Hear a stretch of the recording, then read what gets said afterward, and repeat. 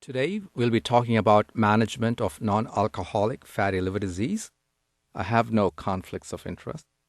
To outline, I'll be discussing the reason to treat NAFLD, what to treat, and how to treat. The spectrum of non-alcoholic fatty liver disease can be broadly seen as patients with simple steatosis or NAFLD. On the other side are patients with more progressive liver disease, and these are patients who have, in addition to steatosis, features of inflammation and fibrosis. And these are patients who we refer to as having NASH or non-alcoholic steatohepatitis. And these patients are more likely to progress to cirrhosis and have complications of cirrhosis. When we think about management of NAFLD, whether it's patients with NAFL or NASH, we can think about it in two broad categories. One, to improve the underlying risk factors. This is to correct the metabolic syndrome components, lifestyle changes, which can include dietary modification, weight loss, and exercise. The second is ameliorating insulin resistance, decreasing the intrahepatic lipids and the oxidative stress injury to minimize the inflammatory component and hopefully slow down the disease progression. Now, this can be done again with lifestyle changes. Also in this category of management would include medical therapy and surgery, and I'll review all these. The first is dietary modification. One of the most important goals for improving fatty liver is total calorie restriction. We know that this leads to weight loss, and this in turn will help decrease the hepatic steatosis. People always ask, what should I eat? So this comes down to modification of the macronutrients in our diet, which we know provides additional benefit. The question is, should we follow a low-carb diet or a low-fat diet? Both appear to be similar to lower the fat content in the liver and decrease the liver enzymes. Both appear to be similar to induce weight loss as well, improve insulin sensitivity, and improve triglycerides. The low-carbohydrate diet appears to be slightly better in improving insulin sensitivity, specifically in patients with glucose intolerance. It also appears to reduce waist circumference, and we tend to see more consistent changes in the LDL and HDL cholesterol compared to a low-fat diet. When we think about a low-fat diet, we should be recommending less saturated fat and more polyunsaturated fat or PUFA. A very important component of dietary modification is for us to understand the role of fructose. High fructose corn syrup have been independently linked to the risk and severity of NAFLD in population-based studies and also in one randomized crossover trial. Fructose has been linked to complications of metabolic syndrome and also increase in liver aminotransferases. Fructose appears to directly stimulate de novo fatty acid synthesis and promote weight gain. It does not stimulate insulin or leptin secretion. Matched for gender, age, BMI, NAFLD patients consume significantly higher amounts of fructose. In a recent study of 427 patients with NAFLD, after controlling for age, gender, body mass index, total calorie intake, daily fructose drinks consumption was significantly associated with a higher fibrosis stage in both younger and older age groups. This is very important to keep in mind when we think about advising our patients who have fatty liver in terms of decreasing the consumption of fructose in their daily diet. How about weight loss? One concern for a lot of patients is how much weight loss should it be and whether we are telling them to lose a lot of weight. I think it's important to start slow. There's data to suggest that as minimum as 5% weight loss improves hepatic steatosis. About 7% or more weight loss also improves the NASH activity score. This is the combination of fat, ballooning hepatocytes, and the lobular inflammation that we note on a liver biopsy. Weight loss, at least in short-term studies, does not appear to have a significant impact on fibrosis, but we really need long-term studies to assess this. Weight loss also improves insulin sensitivity. It improves fasting glucose, glucose tolerance, and plasma lipids as well. So the target for weight loss when we talk to our patients should be about 10%. And to tell them that if they lose about 10% may lead to histologic improvement. Now it's easier said than done. Less than 50% achieve this goal. despite having a multidisciplinary approach. Also important is to advise patients to avoid rapid and dramatic weight loss and weight cycling. How about exercise? Aerobic exercise with or without weight training has been shown to improve insulin resistance. Moderate exercise, about 3 times a week, is sufficient to improve this insulin resistance. The overall energy expenditure achieved per each workout is also important. More recently, exercise intensity has been shown to improve liver histology in NASH. That is, the more intense the exercise activity is, the more likely we can see less disease progression. This was a study done in our group where we showed that lifestyle intervention, which was a blend of diet and exercise, showed improvement in liver histology in patients with NASH. And patients who had the histologic improvement were more likely to have lost weight, more likely to have had a decrease in their waist circumference, and also improvement in their liver enzymes. So it can be done, but it's not easy, and it also requires a very multidisciplinary approach.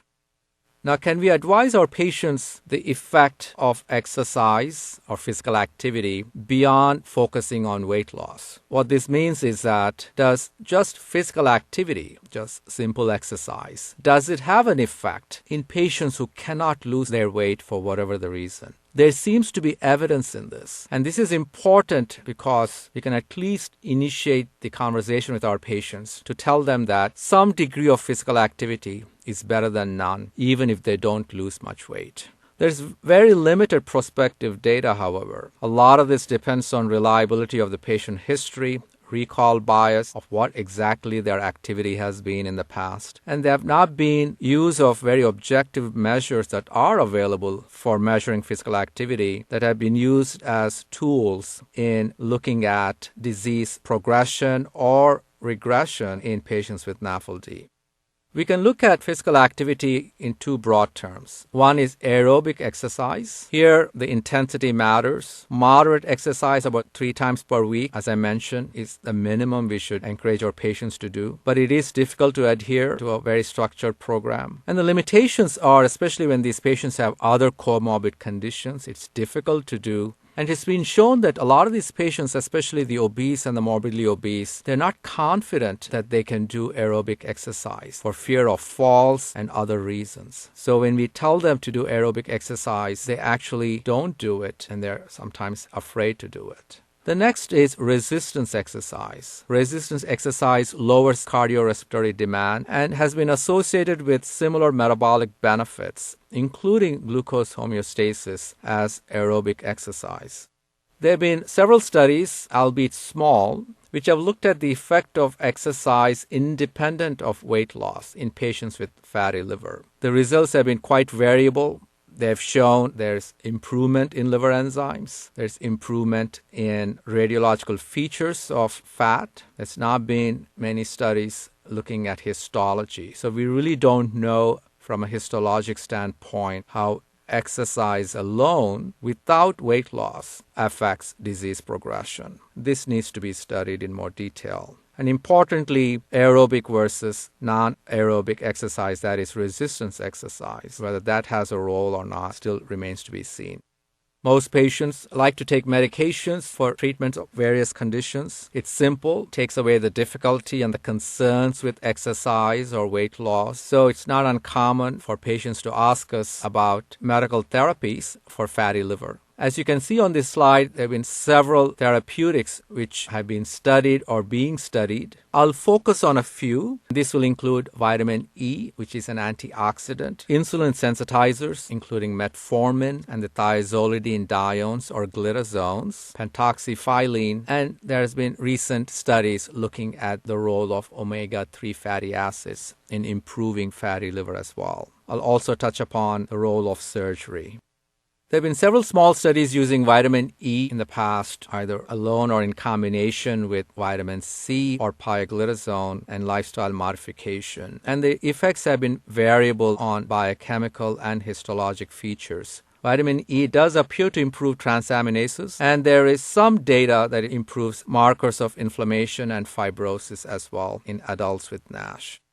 Metformin has been shown to be of some benefit in patients with NASH. However, this effect on histology appears to be mainly in patients who lose weight. On this slide, you can see patients who have responded or not responded. And the responders are the ones who have actually lost weight on metformin. So if one were to lose weight on metformin, you may see some histologic benefit. Overall, however, review of studies that have been done with metformin have shown that metformin probably does not have a big role in the management of patients with NASH. So it's not routinely recommended. On the other hand, if patients are obese and they're being seen by endocrinology and metformin is prescribed, I would not stop them from continuing the metformin. Thiazolidinediones or glitazones have been studied in detail as well. There have been several studies using initially rosiglitazone and then pioglitazone, all of which have shown improvement in steatosis. Majority have shown improvement in inflammation and some improvement on fibrosis as well.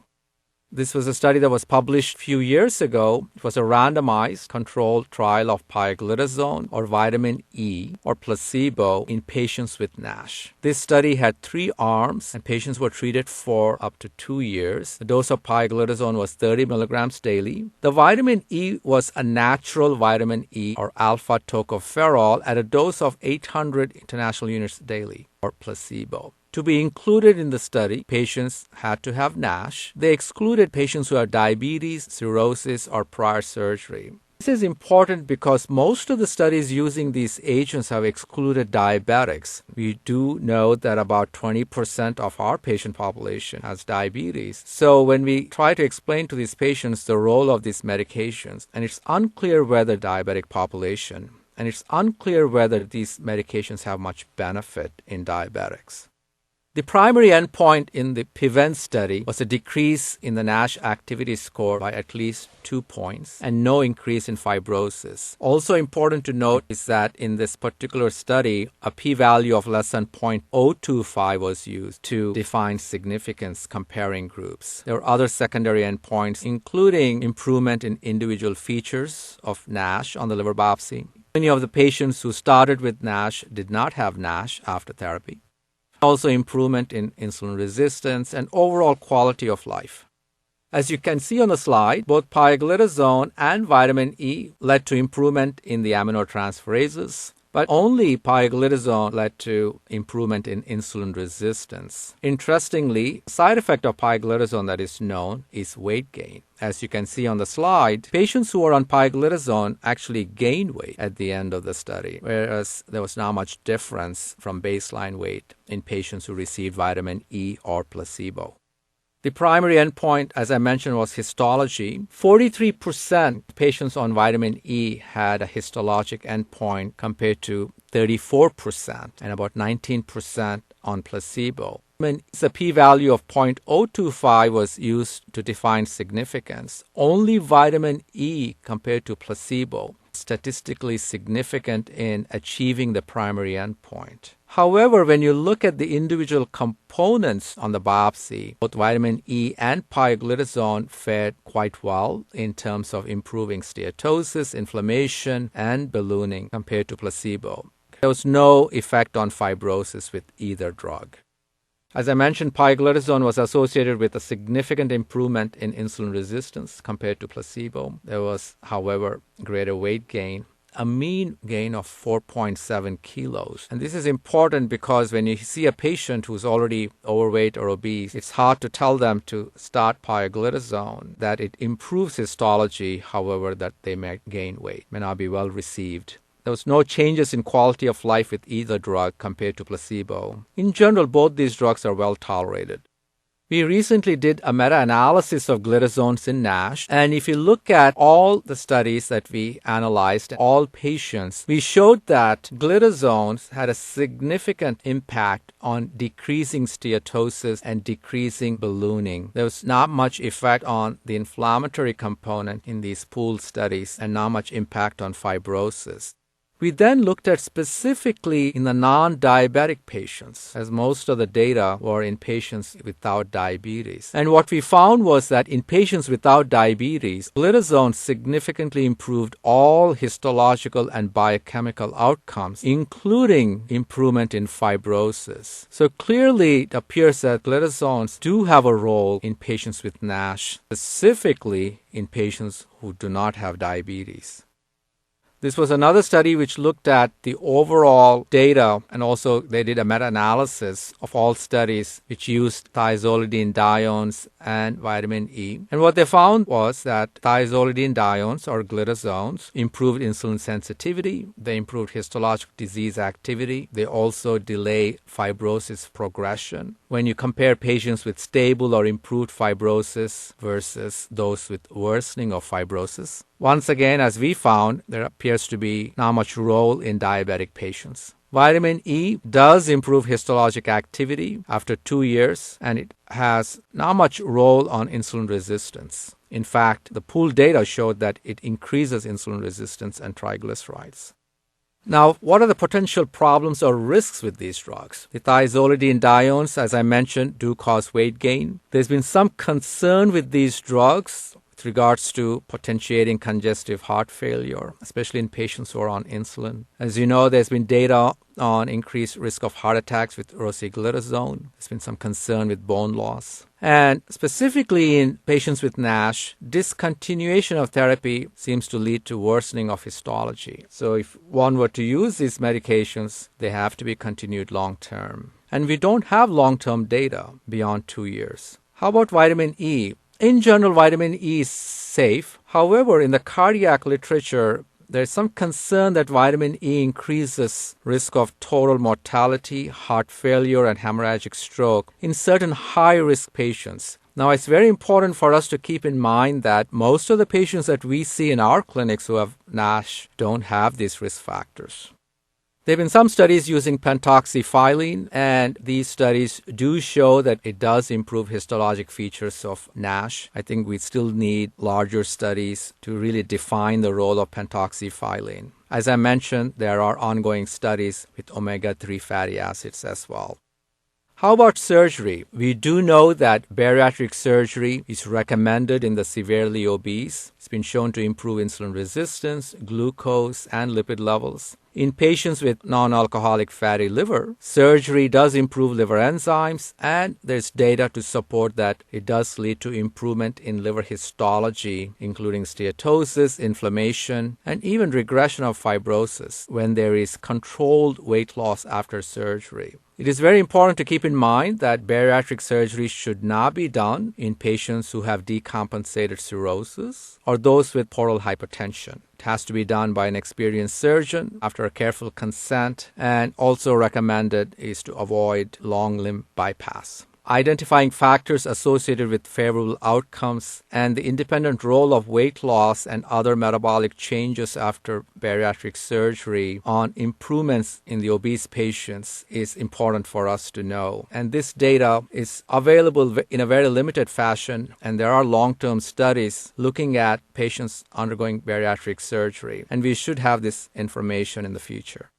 Recently, the American Association for the Study of Liver Disease, AASLD, published their practice guidelines for the management of NAFLD. And I will briefly take you through the summary in terms of medications. They recommend that vitamin E in the form of the natural form or the alpha tocopherol, administered at a daily dose of 800 international units per day, improves histology in non-diabetic adults with biopsy-proven NASH and should be considered as first-line pharmacotherapy for this patient population. Until further data supporting its effectiveness becomes available, it is recommended that vitamin E should not be used to treat NASH in the diabetic patients, NAFLD patients who have not had a liver biopsy, patients with cirrhosis related to NASH, or cryptogenic cirrhosis. Most of them we think are due to NASH. Metformin, as I mentioned, has no significant effect on liver histology and by the guidelines is not recommended as specific treatment for NASH in adults. Pioglitazone can be used to treat NASH if it is biopsy proven. However, we should note that majority of the patients who participate in these clinical trials are non-diabetic, and we really do not know the long-term safety of pioglitazone in this patient population. Another way to think about this is that we would not recommend pioglitazone as first line in patients with NASH. However, if these patients are started on pioglitazone by our endocrinology colleagues for management of diabetes, for example, there should not be any contraindication to use pioglitazone in patients with NASH. To summarize management of non-alcoholic fatty liver disease, we should really look at this from the aspect of targeting both the liver pathology as well as the comorbidities. In patients with simple steatosis or NAFLD, focus should be on the comorbidities. In patients with NASH, the focus should be on treating or addressing the liver pathology and the comorbidities. So first, correct the underlying metabolic abnormalities. Focus on improvement in insulin resistance and treat metabolic syndrome. If they're obese, encourage weight loss. If they're diabetic, make sure their diabetes is under good control. If they have hyperlipidemia, treat it if it's medically indicated. In this regard, it's very important to note that statins are safe to use to treat dyslipidemia in patients with NAFLD or NASH. As I mentioned, encourage at least 5% up to 10% body weight loss along with diet modification. Calorie restriction is very important, about 1,200 to 1,500 calories a day. Low carb diet, and this is where having the help with a dietitian can be very useful. So the goal would be about 50% whole grain. Specifically avoid high fructose corn syrup and also encourage a low-fat diet, which gives the patient about 35% total energy. Try to maintain the weight loss, and in this regard, exercise does help to maintain weight loss. As we also discussed, physical activity may have beneficial effects independent of weight loss. So rather than combining both when we are talking with patients, if we think that the patients are not going to lose weight or they have not made any attempt or have not lost weight, we should encourage them to do physical activity, about 150 minutes per week at moderate, vigorous intensity. Cardiovascular exercise about 5 times a week. If they're not doing aerobic exercise, at least encourage resistance training minimum twice a week, more frequently if possible. With regards to medical treatment, both vitamin E and pioglitazone have been associated with histologic improvement. I already talked about the AASLD guidelines, which suggest vitamin E to be used as first-line therapy in these patients. Can consider using pioglitazone as well. One thing for us to keep in mind is the potential side effects of these medications and the patient's clinical status, which may be a limiting factor in their use. So when you see a patient, look at the entire clinical status of the patient and consider the use of vitamin E and or pioglitazone. In general, vitamin E is probably the best agent to consider using as long as there's no concern of the potential cardiovascular morbidity that has been associated with the drug. Bariatric surgery is a suitable option for selected patients. This really is from the aspect of managing obesity and its related morbidities. We don't have enough information at this stage to formally recommend bariatric surgery as treatment for NASH. Thank you.